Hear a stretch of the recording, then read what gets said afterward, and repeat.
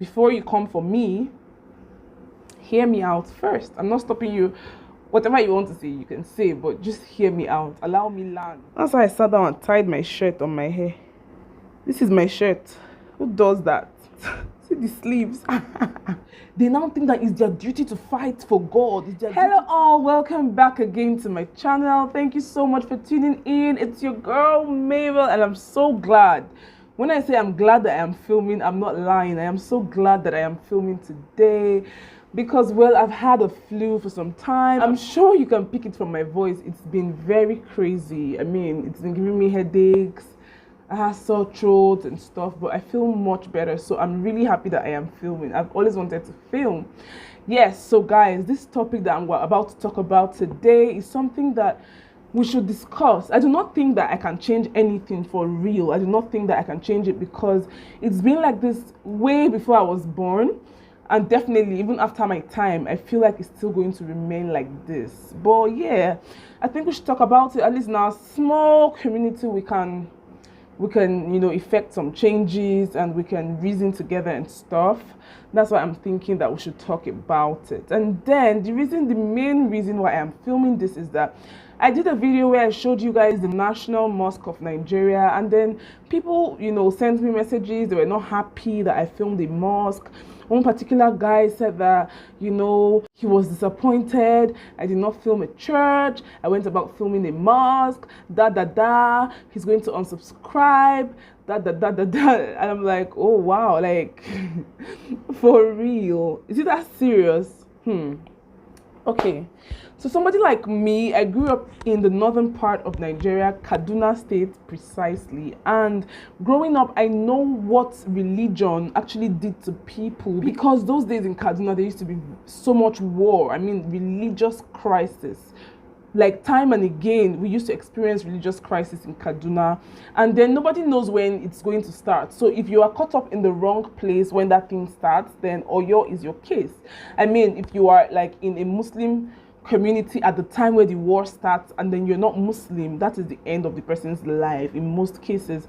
And then if you're Muslim and you're in a Christian society, environment at the time of the war, then that is the end. They will legit call you and ask you, are you a Christian or a Muslim? And then if you are a Muslim and it's a Christian that's asking you, they are going to just like chop off the person's head immediately. No story, no time. And then, some Christians used to lie, some Muslims used to lie. So if you lie that you're a Christian and you're not, then they're going to ask you to recite like maybe the most popular Bible verse. And then if you cannot, and then if you're a Muslim, they'll ask you to recite something in the Quran, they'll ask you some questions. And if you're not able to answer, they just know, so people really lost their lives those days, in our house, like where we used to live at the time. We were very lucky because they didn't used to fight in our area at all because, Christians were all over my place. So our church members because our church was somewhere else, not too far from our house, but not in the same area, but that place where our church was, they had Muslims and Christians living together. So when the war starts, our church members used to run to our house for safety. Our neighbors will tell our neighbors to please help us accommodate some people. They used to run to our house because sometimes they've killed some of their children, they've burned down their houses. When this thing happens, they burn down churches, they burn down mosques, and it's just really sad because if you look at it, what is the problem? Okay, I'm a Muslim and you're a Christian. That's the problem. So because we do not believe in the same thing, then I should kill you. I don't understand it. It doesn't make no sense. After all, we are Africans, and who even brought these Western religions to us in the first place? They brought it to us, and it's just, in the bit to divide us. The whole separate and conquer theory, the whole divide and conquer thing. I'm sure that we already know about it. The only way they can conquer us as Africans is if they're able to divide us, get us to speak different languages, get us to believe in different gods, get us to, this whole thing is very, very strong. It's as strong as racism. And yeah, they do this thing it's very subtle. It's not loud. It's not, during the times of slave trade, those days, of course, I was not born, but I know how they used to treat lighter skinned people better than dark skinned slaves. Because if you're a little bit fair, then they allow you work in the house as a maid or as a cleaner and stuff. But if you are dark-skinned, you're going to work in the field, you know. And then the dark-skinned and light-skinned slaves, they had to fight each other. Who made them fight each other? Are they their own enemies? No, they're not. But how come they're fighting each other? Because these people have it together. They know what they want to do to us. And then I'm not even saying that you should not believe in whatever you believe in, but I'm just saying that before you became Christian, before you became Muslim, whatever it is that you believe in, you were first human. You were first African, you were first Nigerian, you were first Kenyan, you were first Ghanaian, you were first black. Before you became Christians, before you became Muslims and all of that. So I feel like your religion is your personal thing. So whatever you believe in should be your belief. I mean, does not make you look down on your neighbor or think that your neighbor is less than you are because you do not believe in the same things. And let me even shock you. The so-called religious books somehow still suggests these separations, these whole separation thing that we're talking about. You know, somehow the religious books would make you call people that do not serve your God infidels. And then for Christians, the story of David, the story of the Egyptians, the Israelites and all of that, you know, God's people were the ones that won. I don't understand how some people are God's people and some people are not God's people. I mean, if you look at the way God handles us, the way God treats mankind, you will see that, well, that's my opinion. I think that God is universal, the creator. Whatever it is you refer to God as, I think that God is universal, and, you know, he relates to us the same, because, you know, that's why you see that a Christian can be poor, a Muslim can be poor, a Buddhist can be poor, whatever it is, you know. Do you know how many gods there are in this world? Do you know how many religions? Do you know how many? I mean, if you just check it, you'll see that, you know, everybody that you see that believe in what they believe in it with the whole of their hearts, that they are so sure that, this God I believe in is the real one, is the main God, and every other person is serving the wrong one. And then the next person feels, oh, the one that we are doing is the correct one. If everybody feels like whatever it is they practice is the correct one, who then is practicing the correct one? Because everybody thinks that whatever they believe in is the correct one. So if Christians think that their God is the true God and Muslims are not serving the true God, and Muslims think that their God is the true God and Christians are not serving the true God, then who on earth is actually serving the right God? Let's cut all of these out. You know, about marriage, you know, that's why you see that a Christian cannot marry a Muslim. They do get married, but you know the whole hell that's going to happen. And then when it comes to politics in Nigeria, we always complain in Africa how that our leaders are not trying, our leaders are this, our leaders are that. But at the end of the day, we are at fault because we are actually the ones that vote them in there. So now you are a Muslim, and you know that this Muslim candidate, you know, might not really do well, but this other Christian guy might take the country a step further. No, because of religion, we would rather vote for somebody that believes in the same thing we believe in. Even if we know that this other person is better, or we'll still go and vote for that person because of religion. We'll put the whole country at risk. You know, we'll put the whole country, the entire country at risk, because we want to vote for our own religion, our own political candidate that serves the same God that we serve. Is there sense in it? If you ask me, I'll tell you that the idea of religion is no different from the idea of racism. Okay, so we know that we do not experience racism here in Africa, but it is rampant in the West, and then we black people suffer it a lot in the West. So the idea of racism is no different from the idea of religion, because they both, you know, have to do with identity. So with racism, I identify with these people, I identify with this color, I identify with this, I identify with that. With religion too, I stand with these people, this is my tribe, the tribe of this, I identify with these people. It's an identity thing, and those things actually cause separations, because you have to understand that we cannot all believe in the same thing. We cannot all serve the same God, because we're different. I think that God made us differently, and then people have different ways of reaching the Creator. People have different ways of relating with the Creator. So it's an identity thing, and it does not make any sense. Some people, it has eaten deep into them, very, very deep into them. They are now extremists. They now think that it's their duty to fight for God. It's their duty, it's their personal duty to fight for whatever it is they believe in. And you know, anything that you're extreme about is something that you should actually correct or think about twice. You know, anything that you're very extreme about is not good for you or for anyone.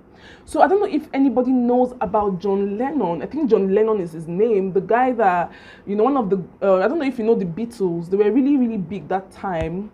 And they were really doing well. So John Lennon is one of the team members of the Beatles. And then he made a statement where he said that the Beatles will become more popular than Jesus. And that was it. And that was it. Somebody killed him. The guy that killed him was actually a fan of John Lennon, of the Beatles, but he was also an extreme Christian. He was very extreme. He went ahead, he killed him. He was not sorry, like he surrendered to the police. They should come and take him. They cannot talk about my Jesus like that. You cannot say you'll be more popular than my Jesus. I mean, would your Jesus even want you to kill anybody? Any human? I mean, if Jesus wants to deal with him, Jesus should deal with him by himself. Why do you think it's your responsibility? Why do you think it's cool that you can kill another man? Why do we think it's cool to kill people? I mean, you guys should just do me a favor. Just Google, you know, just check the statistics of death caused by religion. It's going to amaze you. I mean, you're going to be shocked. The number of deaths, hey God. Like, people have died, people have killed people just all in the name of religion, and it does not make one single sense. Let me tell you, I don't think that anybody has it together. Everybody's just trying to, you know, believe what they have to believe. Everybody is just trying to reach God. Everybody's just trying to be, like, you know, on the safe side. So I think, I've said it before and I'm saying it again, whatever you believe in, it's your personal choice. Your walk with the Creator is a personal walk. I mean, your race in life, it's a personal race, okay? So, because I think that I do not want to go to Kano and you want to go to Kano, does not make me any less of a human. Because I think that, you know, you are entering an aeroplane and it's a waste of money. My tribe, we don't believe in entering planes, or, you know, we prefer to go by camel. It does not mean that you're not human. It does not mean that, okay, you're not going to still arrive your destination. We're all just different. We believe differently. We have different backgrounds. So there should be no killings. Check the statistics. I'm not kidding. Check and see the number of lives. Just check and see how many people have lost their lives because of this religious thing. Like I said, this thing I'm saying cannot change anything. I know. But it can start with you. It can change one person. It can change. If 200 people see this video, then I'm fine. And if 200 people, or yeah, if 20 people out of the 200 people agree with me and see what I'm seeing, then really I'm fine. All I'm going to preach is that we practice love, because that's one thing that I know that almost all these religions have in common, even though I think it's contradictory, that, you know, it's contradictory. You talk about how you make people, you cause the separations in the books, in the holy books, but yet say we should love our neighbors, you know.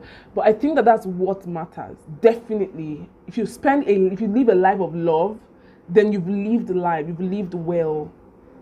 It's 100 times better than living a religious life, a life of going to the temple, a life of, it's not about that.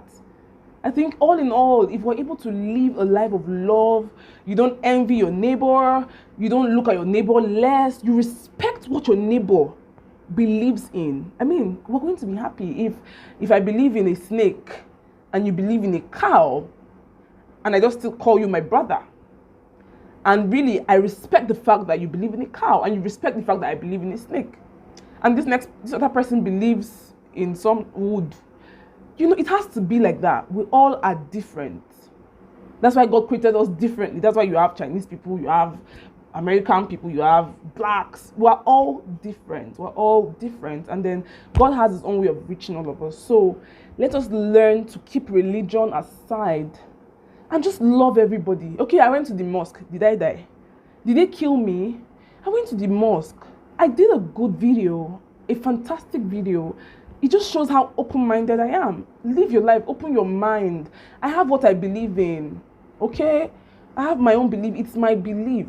I don't believe in you getting married to me and then I should now change whatever I believe in because I'm married to you and I don't believe in what you believe in. What if I am not blessed, or I don't really believe in that thing that you believe in because all I have known is this other one?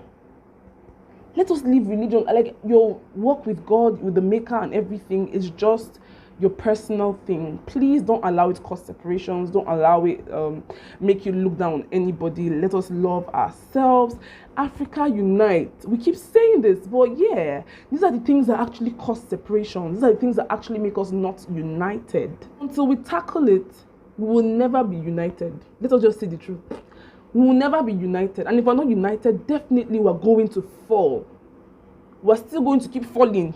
And those people that are our enemies will keep rising and will keep falling because we've allowed tribalism, religion, culture, we've allowed all these things separate us. Language, we've allowed all these things separate us. We're never going to be one. That's just the truth. Yeah, I just thought to talk about this and I hope that, you understand. If you don't understand, it's fine. If you want to come for me, Naruana, like, feel free to type. But, for those that actually understand me, those that actually felt me and understand my point of view, I would like for you to, like, drop a comment, add what you have to add. If I talk about this thing is actually a very large topic, but I cannot talk about everything. It's going to be so long. So yeah, I would like to hear from you. I'd like to read from you. What do you think about everything that I have said? What do you have to add? Just drop everything in the comments. And yet again, if you're not subscribed, please subscribe to my channel. Let us hit 5,000 before the end of the year. It's something I can achieve, but I cannot achieve it without you. Never. I cannot achieve it without you. So I need you to please share my videos. I need you to subscribe. If you've been watching me and you're not yet subscribed, please hit the subscribe button. Give this video a thumbs up if you like it. And then, share. Drop a comment. I'm going to see you guys in my next one, all right? Bye.